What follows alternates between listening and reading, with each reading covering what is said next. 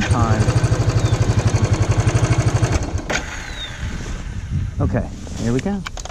Well, we're gonna get a little more experience pushing it. Good for us. Well, it's time to dive into that carburetor, see what's going on in there, put a fuel filter on the bike, go through the air filter, just go completely through all of the air and fuel system and see what we got going on here.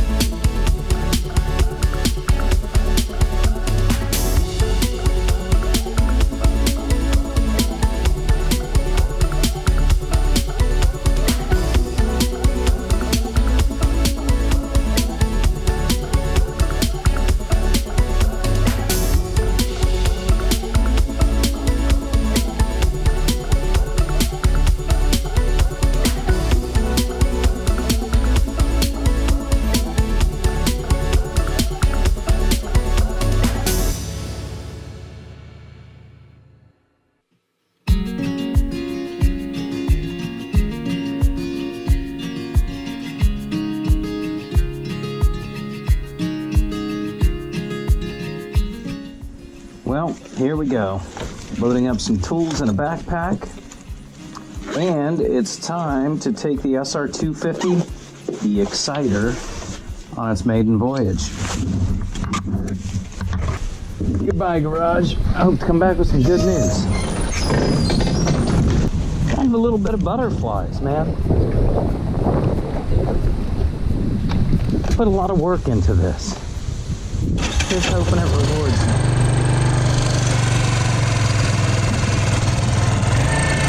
That was easy.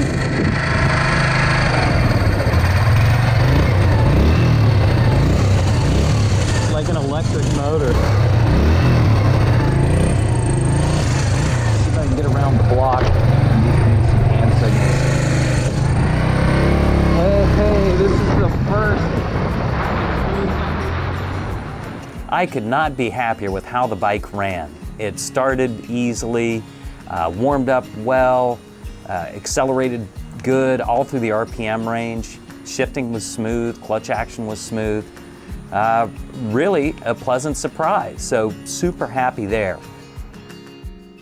As far as the handling goes, those handlebars really are atrocious. I can't believe they put those on a beginner motorcycle. They just don't give you much leverage over the bike. So those are gonna get swapped out for sure.